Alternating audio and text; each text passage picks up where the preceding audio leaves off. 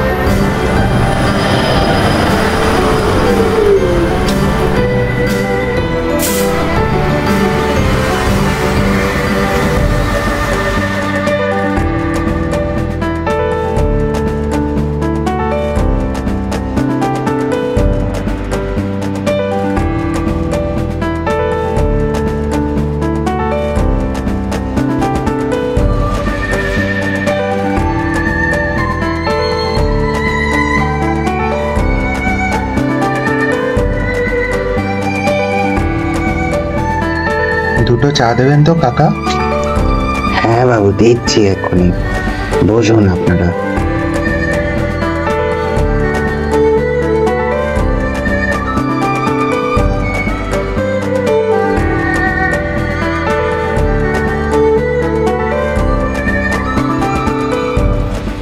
তা বাবুদের এখানে কোথায় আসা হয়েছে? আমরা এসেছি গো কাকা সরকার থেকে, একটা জমির ইন্সপেকশনে। বাহ বাহ, খুব ভালো খুব ভালো। চাটা তো খুব সুন্দর করেছো কাকা। তা দাদা বাবুরা কোথায় থাকবেন এখানে? ওটাই তো সমস্যা কাকা, এখানে কোনো হোটেল বা কিছু রয়েছে কি? না বাবু, এইখানে আর ওই হোটেল হোটেল করতে গিয়ে আসবে? হাতে গুনতি কজন মানুষ রয়েছে যা। কোনো কিচ্ছু নেই, একটা রাতেরই তো ব্যাপার, কাল বিকেলের মধ্যে কাজ করে আবার রওনা হয়ে যেতাম। আছে বাবু একটা পোড়ো বাড়ি, কিন্তু সেখানে কোনো মানুষজন থাকে না। আপনাদের কি করে বলি বলুন সেখানে যাওয়ার জন্য? একে তো পোড়ো বাড়ি, তার উপর শুনি নাকি বাড়ির মধ্যে থেকে কান্নার শব্দ ভেসে আসে কোন মহিলার। কেসটা কি কাকা? হ্যাঁ কাকা, তুমি জানো কিছু এ ব্যাপারে? হ্যাঁ জানি তো বাবু, তা আজ থেকে প্রায় 6-7 বছর আগেকার কথা। এই বাড়িটাতে এক মারোয়ারি ব্যবসায়ী থাকতেন। থাকতেন বলা ভুল, ওরা ছুটি কাটানোর জন্য এই বাড়িতে আসতেন। ওনার 3 ছেলে ছিল। 2 বড় ছেলে অত্যন্ত শান্ত প্রকৃতির, ছোট ছেলেটা ছিল একেবারে বিপরীত, সারা দিন রাত টোটো করে ঘুরে বেড়াতো। পরের দিকে শুনেছিলাম বাবা টাকা পয়সা চুরি করে নাকি লুকিয়ে লুকিয়ে জুয়া খেলে বেড়াতো। ফলতই বাবা উইল করে তার সমস্ত সম্পত্তি টাকা পয়সা তার বড় 2 ছেলের মধ্যে ভাগ করে যায়। কেবল এই বাড়িটা এবং সঞ্চয়ের কিছু টাকা তার ছোট ছেলের নামে ফেলে যায়।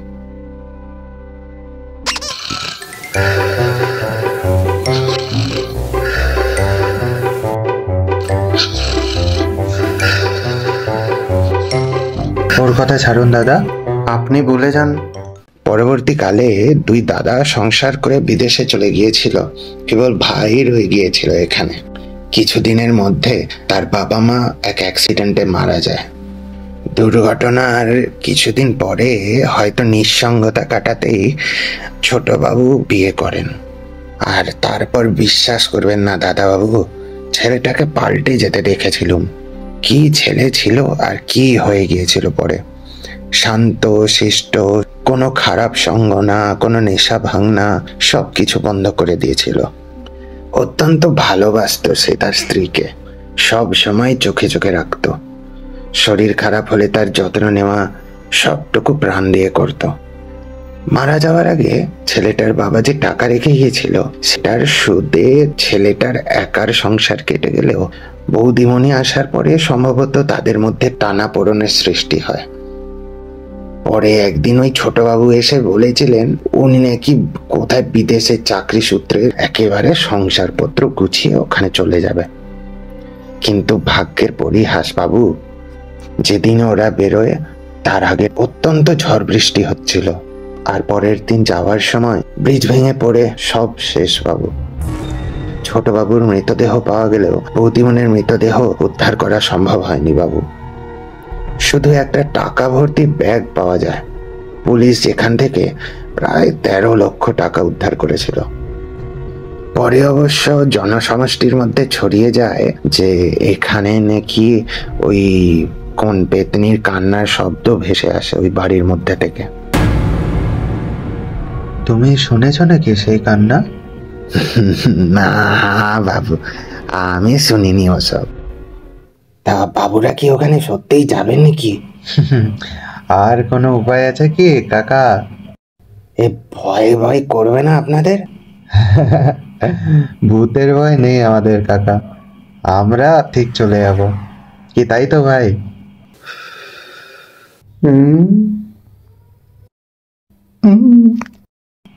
আমাদেরকে রাস্তাটা বলে দিন, আমরা এগোই। ঠিক আছে দাদা, চলি তাহলে, কাল আবার আসবো কিন্তু।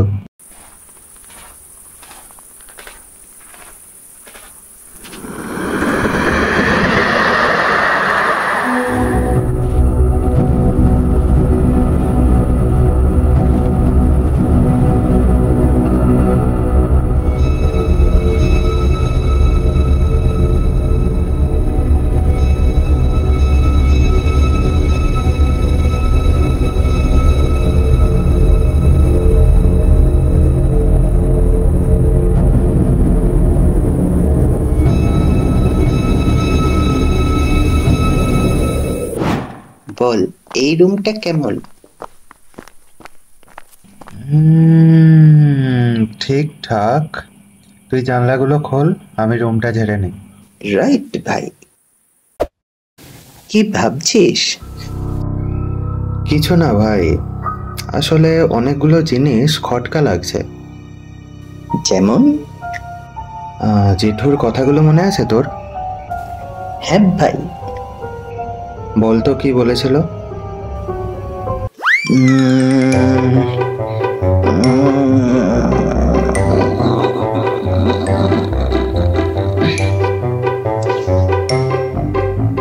অত চাপ নিস না মাথায়, মাথা ফেটে যাবে ভাই। চাইলেও মনে আসবে না, কারণ ঘুমোচ্ছিলি তুই তখন। আচ্ছা ছাড়, আমি শর্টে বলছি তোকে, শোন।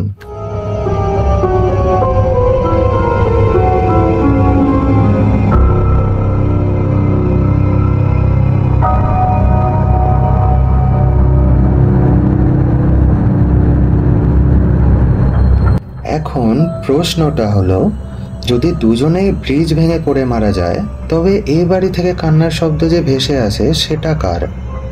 এখন যদি কান্নাটা সেই মেয়েটারই হয়, তবে ছেলেটার আত্মারা তো শান্তি সশ্রয়ণ হয়নি, তার আত্মা গেল কোথায়? দেখ, বিয়ের পর পুনরায় বউয়ের থেকে স্বাধীনতা অর্জন করে কোনো মেম্পেতনির সাথে পালিয়েছে হয়তো। তুই থাম, কনসেপ্টগুলো পাস কোথা থেকে? আর ওই টাকার ব্যাগটা, 13 লক্ষ টাকা, অত ক্যাশ কে সঙ্গে করে নিয়ে যায় ভাই? আর একটা জিনিস ভাই, যখন আমরা বাড়িতে ঢুকছিলাম ওখানে একটা খিল পড়েছিল, দেখেছিলে? যেটা দিয়ে আমি দরজাটা লাগালাম। হ্যাঁ ভাই। খিলটা তোলার সময় মুহূর্তের জন্য মনে হলো গোটা গায়ে একটা ঠান্ডার স্রোত বয়ে গেল। কি জানি কেন হলো। চল খেয়ে নি, তারপর বসে বরং কথা বলবো। লাইটের ব্যাটারিও শেষ হয়ে যাবে কিছুক্ষণে। একদম মনের কথা বলে দিলি।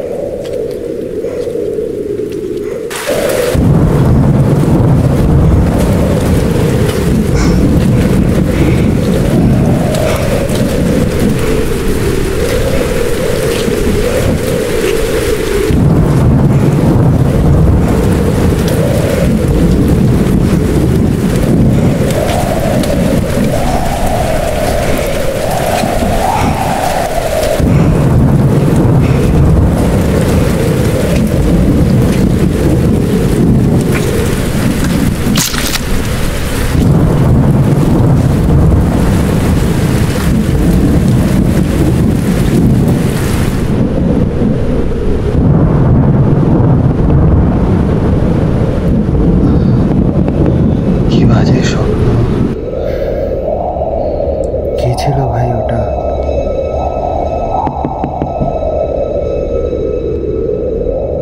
কিসের একটা শব্দ হচ্ছে না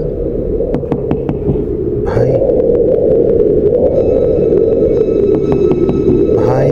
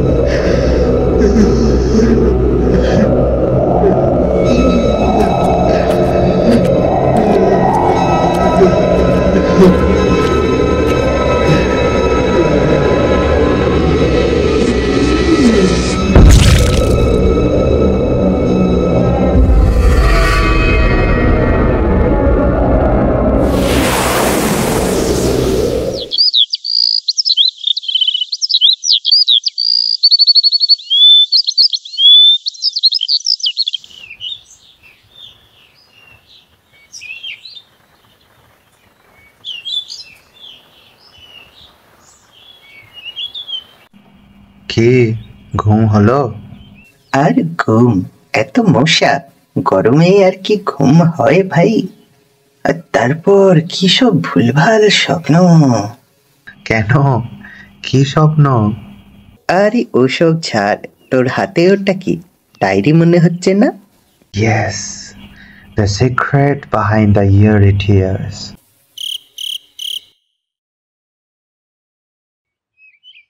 হ্যাঁ মানে? ভাই মাত্র ঘুম থেকে উঠলাম, একটু সিম্পল করে বললে খুব ভালো হয়, না হলে সব মাথার উপর থেকে বেরোচ্ছে। সব গুছিয়ে নে, চা দোকানে চল, চা খেতে খেতে বলবো সব। তাই চল। সুপ্রভাত বাবু, সুপ্রভাত। তা বাবুদের রাতে ঘুম টুম হয়েছে তো? কোনো সমস্যা টমস্যা হয়নি তো? ঘুমও হয়েছে আর সাথে কান্নার রহস্য উদ্ধার। মানে কি বলছেন বাবু? যে মেয়েটার কথা তোমরা বলছো, ওই মেয়েটার ছিল এটা 2য় নম্বর বিয়ে। হ্যাঁ, ইয়েস, মেয়েটি ছিল মধ্যবিত্ত পরিবার। বাবা মা প্রথম বিয়ে দেওয়ার পরেই সমস্ত সঞ্চয় শেষ করে ফেলে, কিন্তু পরিবর্তে তারা পায় শুধুই বিশ্বাসঘাতকতা। বিয়ের 1 বছরের মধ্যে ছেলে অন্য কোনো মেয়ের সাথে পালিয়ে যায়, আর তারপরে শ্বশুর বাড়ির তাড়া খেয়ে মেয়েকে ফিরে আসতে হয় নিজের বাড়িতে। তার কিছু মাস পর আবার মেয়েটির বাবা মা একটি আশার আলো দেখতে পায়, যখন রিতম অর্থাৎ এই ছেলেটি মেয়েটিকে ভালোবাসার জালে জড়িয়ে তার মা বাবার কাছে গিয়ে বিয়ের প্রস্তাব রাখে। কিন্তু দাবি ছিল 15 লক্ষ টাকা। মেয়েটির বাবা মা 15 লক্ষ টাকার থেকে সমাজে মেয়ের মুখে কালি মোছাটাকে বড় বলে মনে করেছিল। ফলে সমস্ত জায়গা সম্পত্তি বিক্রি করে মেয়ের বিয়ে দিয়ে নিজেরা নিজের গ্রামের চালা বাড়িতে গিয়ে ওঠে। তারপরে ঘটনাটা কাকু জানেন, যেটা বলেছিলেন খানিকটা সেরকমই। 5 থেকে 6 মাস সবকিছু স্বাভাবিকভাবে কেটে যায়। মানসিক দুর্বলতার জন্য মাঝে মধ্যেই ডাক্তারের থেকে দেওয়া ঘুমের বড়ি খেতে হতো স্নিগ্ধাকে। তবে কাকু যেটা বলেছিলেন ওটার মধ্যে কিছুটা সত্যি ছিল আর কিছুটা মিথ্যে। হ্যাঁ, ছেলেটার মধ্যে বদ অভ্যাস তো ছিল, খারাপ সঙ্গও ছিল, নেশা ভাঙ করতো, কিন্তু বিয়ের পরে ওটা চেঞ্জ হয়ে যায়, এটাই বলেছিলেন তো কাকু। কিন্তু আসলে বিয়ের পরেও আদৌ চেঞ্জ হয়নি, ওটা ছিল সির্ফ দেখাওয়া। এরকমই একদিন রাতে ছেলেটি নেশা করে আসে, তারপর স্ত্রীর রুমে এসে ভালো করে দেখে যে সে ঘুমোচ্ছে কিনা। তারপর চুপি চুপি ছাদে চলে যায় আর গিয়ে কারোর সাথে ফোনে কথা বলতে থাকে। সেই রাতে কোনো কারণে স্লিপিং পিলস না খাওয়ার জন্য স্ত্রী সবকিছু বুঝতে পারে এবং তাকে ফলো করে করে ছাদের আড়ালে গিয়ে তার কথা শুনতে থাকে। এমন কিছু জানতে পারে যেটা সে দুঃস্বপ্নেও কল্পনা করতে পারেনি। রিতম তার বন্ধুকে কল করে 2 দিন পরের ফ্লাইটের টিকিট কনফার্ম করে, কারণ তার ফিউচার লাইফ পার্টনার সেখানে ওয়েট করছে। কি বলিস ভাই? রিতম গিয়ে মেয়েটির বাবাকে 10 লক্ষ টাকা দিলে মেয়েটির বাবার একটা কোম্পানির পোস্টে ওকে নিযুক্ত করে দেবে, সাথে অবশ্যই ঘর জামাই হিসেবে থাকবে। আর ভাগ্যে স্নিগ্ধা এসব কথার কিছু জানে না, না হলে ওকেও রাস্তা থেকে মুছে ফেলতে হতো। স্নিগ্ধা যখন সবকিছু বুঝতে পারে তখন সে তীব্র ঘৃণায় কান্নায় ভেঙে পড়ে। আর তখনই সে ডিসাইড করে ফেলে পরের দিন ভোর রাতে রিতম ঘুমোলে ও চুপি চুপি উঠে টাকাগুলো নিয়ে বেরিয়ে আসবে। সাথে এটাও জানতো যে কোনোভাবে যদি রিতম টের পেয়ে যায় তাহলে স্নিগ্ধার প্রাণ সংশয় থাকবে। আর তাই সে ডায়েরিতে সবকিছু লিখে তার প্রমাণ রেখে গেছে কি ঘটেছিল তার সাথে। তারপরের ঘটনাগুলো ডায়েরিতে লেখা হয়নি, কিন্তু আমি জানি কি হয়েছিল। কি কি হয়েছিল বাবু? প্রচন্ড ঝড় বৃষ্টির রাত। স্নিগ্ধা চুপি চুপি উঠে যায় টাকাগুলো গুছিয়ে নিয়ে বেরোবে বলে, কিন্তু শয়তানকে এড়িয়ে সে কতটাই বা এগোতে পারে। রিতম বড় দরজার খিল দিয়ে স্নিগ্ধার মাথায় তীব্র আঘাত করে। সেই মুহূর্তে স্নিগ্ধা কোনোভাবে সেই আঘাত এড়িয়ে গিয়ে নিজের প্রাণ বাঁচিয়ে ছাদের দিকে রওনা দেয়। ছাদে সিঁড়িতে ওঠার পথে ওই বক্সের মধ্যে এই ডায়েরিটাকে সে লুকিয়ে যায়। ছাদের রেলিং এর কাছে গিয়ে পৌঁছেছে কি রিতম পেছন থেকে এসে তাকে ধাক্কা দিয়ে দেয়। স্নিগ্ধার মৃতদেহ পড়ে থাকে পেছনের সেই অশ্বত্থ গাছের নিচে। সম্ভবত তারপরে রিতম নিচে নেমে এসে স্নিগ্ধার মৃতদেহ ওই অশ্বত্থ গাছের নিচে মাটি খুঁড়ে সেখানে পুঁতে ফেলে। আচ্ছা, তাই বৌদিমণিকে উদ্ধার করা সম্ভব হয়নি ওখান থেকে। ইয়েস। পরের দিন ভোর রাতে সে টাকার ব্যাগ আর গাড়ি নিয়ে রিতম বেরিয়ে পড়ে। আগের দিন ঝড়ে জলে দুর্বল হয়ে যাওয়া ব্রিজ ভেঙে রিতম সোজা নিচে খাঁড়িতে গিয়ে পড়ে। ওখানেই তাকে প্রাণ বিসর্জন দিতে হয়, ঠিক স্নিগ্ধার মতো। এবার সব মিলে যাচ্ছে। তাই ওই বাড়ি থেকে শুধু মেয়েটার কান্নার শব্দই ভেসে আসতো। ইয়েস। আমাদের এখন দুটো কাজ ভাই। প্রথম কাজ হলো মেয়েটির শরীর উদ্ধার করা ওই গাছের নিচ থেকে এবং তার একটা শান্তি সশ্রয়ণ করা, আর সেই কাজটা আমি দিয়ে গেলাম কাকুকে। কোনো চিন্তা করবেন না বাবুরা, বৌদিমণি আমার মেয়ের মতো ছিল, এইটুকু তো আমি করতেই পারবো। সে আর বলতে। শুধু অবাক লাগছে, ভেবেছিলাম ছেলেটা পাল্টে গেছে। হ্যাঁ, চরিত্র পাল্টায় না বাবু, চরিত্র পাল্টায় না। আর নেক্সট কাজ, পুলিশ স্টেশন গিয়ে আমাদের এই ডায়েরিটা জমা করে আসতে হবে। যদি প্রশাসন কোনোভাবে টাকাটা মেয়েটির বৃদ্ধ বাবা মায়ের হাতে পৌঁছে দিতে পারে। রাইট ভাই, কিন্তু আরেকটা কাজ তুমি ভুলে যাচ্ছ। কি বলতো? কেন? আরেকটা করে চা দিও তো কাকা। এত সুন্দর চা দুটো না খেলে ঠিক মন ভরবে না।